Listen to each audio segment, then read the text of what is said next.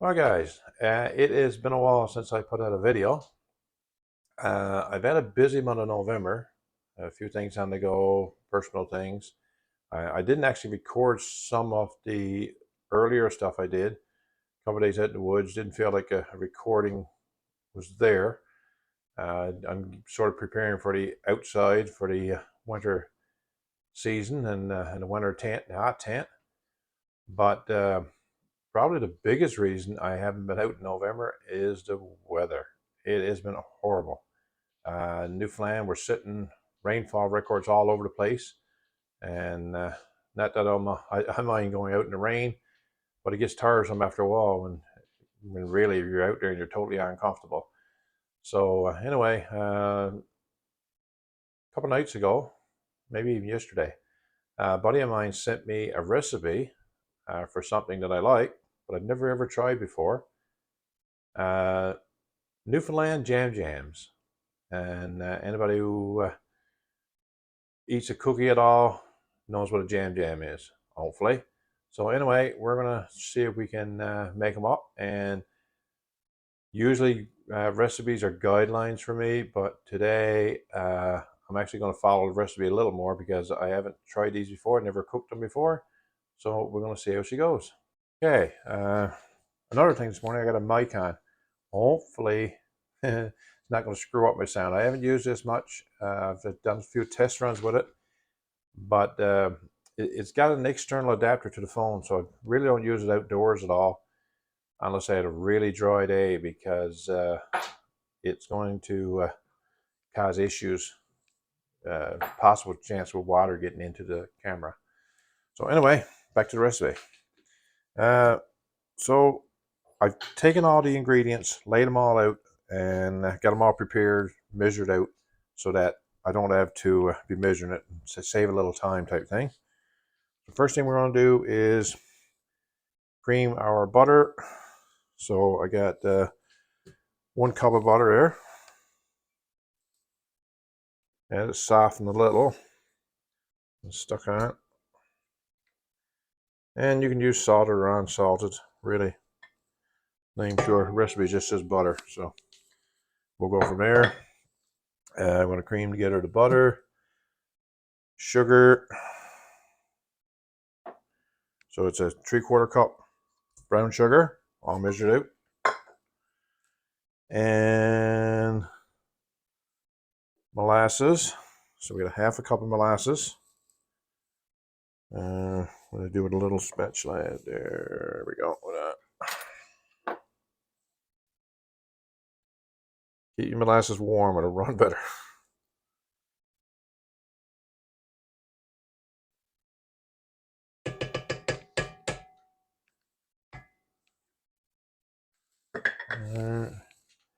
And vanilla.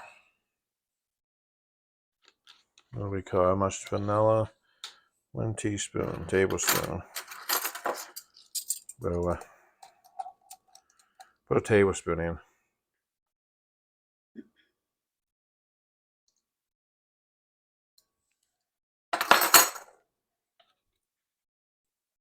Vanilla and okay, so we're going to. I'm going to do nothing until we put the hook on there or blender on there. Okay, and we're going to cream this. So we're going to cream that now. A little more speed.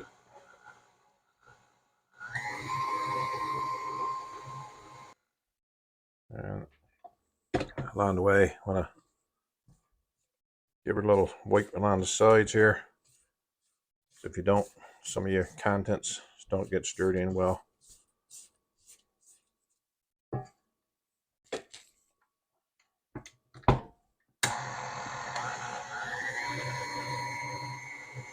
This is something else. I've never done it this way. Normally, I'll take my baking soda and add it to my flour and stir it in. This recipe calls to dissolve it. And it says 4 tablespoons of hot water. So the kettle was Not boiling. It's hot, but it wasn't boiling completely. So,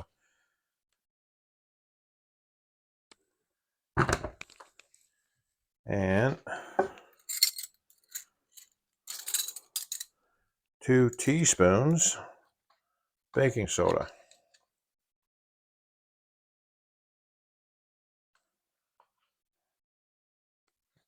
And it helps really well if you put your water in with your baking soda, not in 2 separate bowls. So anyway,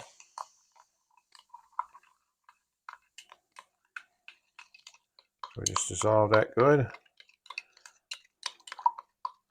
Stir it in. And we add this to mixture and beat it in.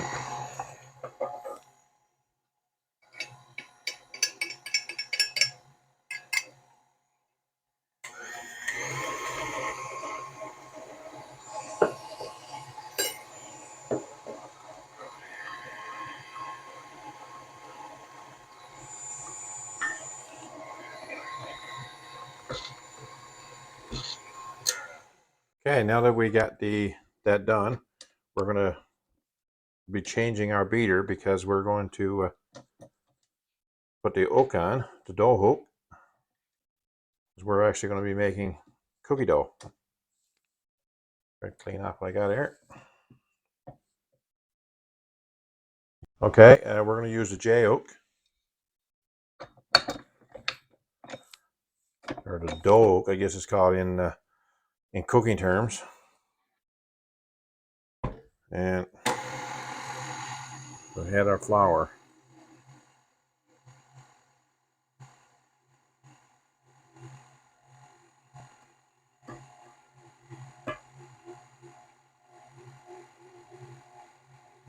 You do have an attachment, so you won't make as much mess with the flour putting it in there, but it makes more mess with the attachment. And we beat. Now, it also calls for how much cinnamon? A half teaspoon of cinnamon, but I think we're going to use a spoonful, teaspoon. Not much, an half teaspoon. Oop. I look like I had more to the floor. Okay. And we'll beat this in now and make a doughy substance.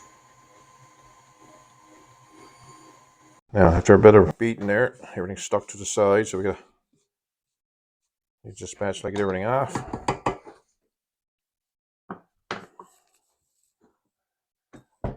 And we start it up again.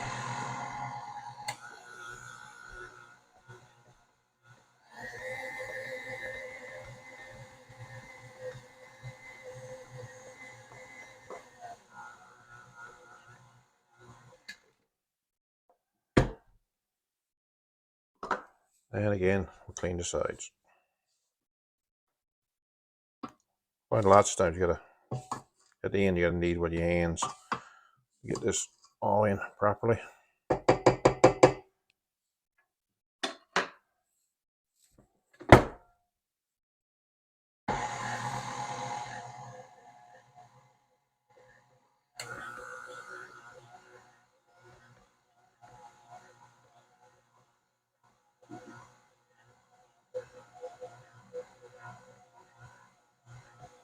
Okay. Let's see. Should be good there now. Looks like a good consistency. Let's see what we got. Push that over there. So what we got, it's a good consistency dough. It's not sticky, but it should roll out, I'm hoping. So first thing we're going to do, next thing we're going to do, we're going to flour our countertop. The dough don't stick. Flour in the hand. Flour up your roller. And let's get some of this out. Give it a little extra kneading with the hands if you want. But it's good consistency. Should roll good. And we'll put her down. and we'll roll.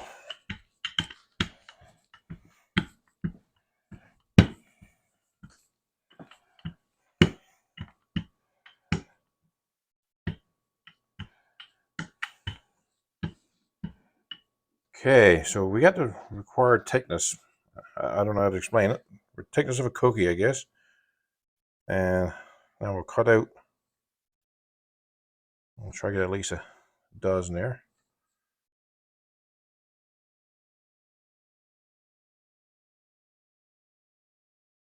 Might get more, might get less.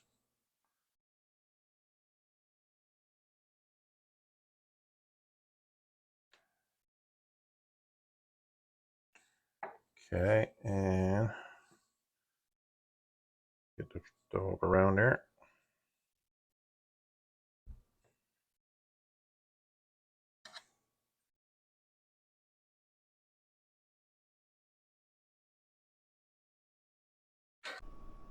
Okay, so as the first roll, I got 14 cookies. So if you know how Jam Jam goes, you got your, that's the oven preheating there over there. Recipe call for 375 or 400, depending on your oven.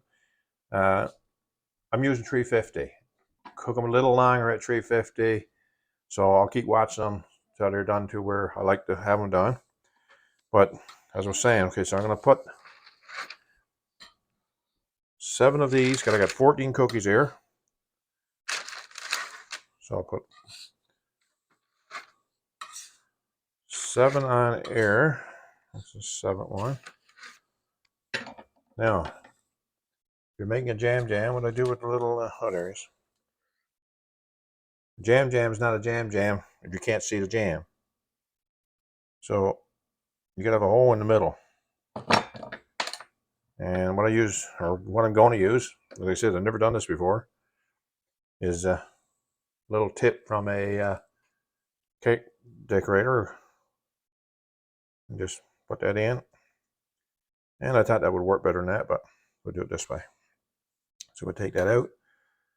And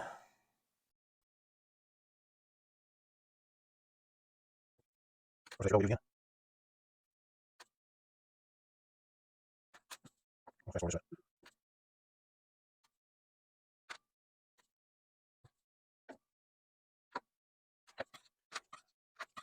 And we're using here pressure paper pan.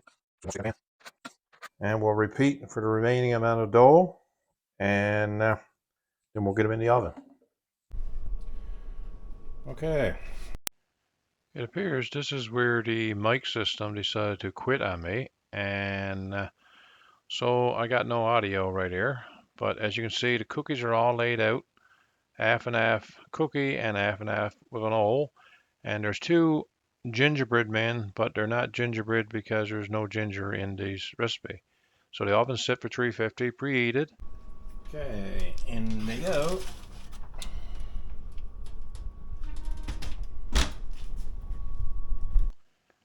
Okay, first batch done. It was 10 minutes at 350. So we'll get these out over to the side on the cooling rack there.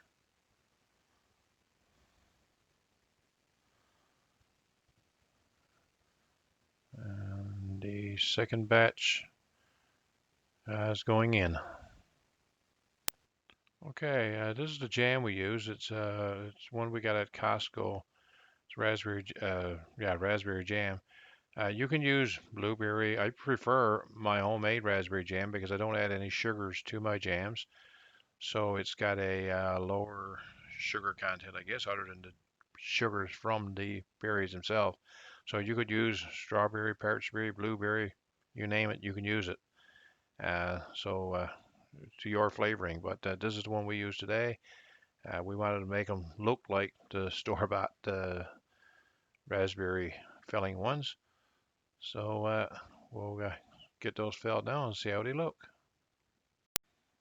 So what we did, as you can see here, I'm describing that the cookie has a good side and a not so good side.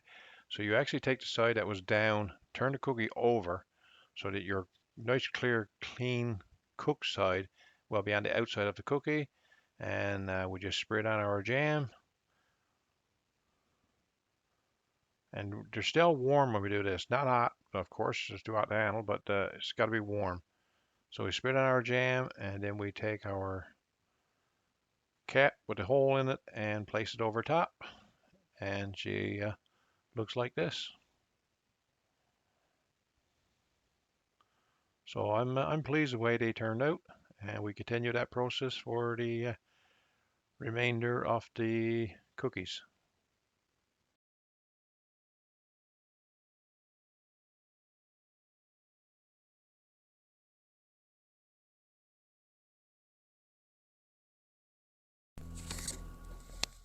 This one too, okay.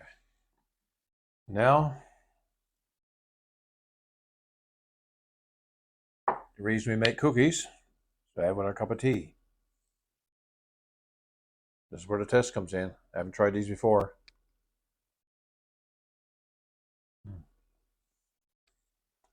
You wouldn't like them.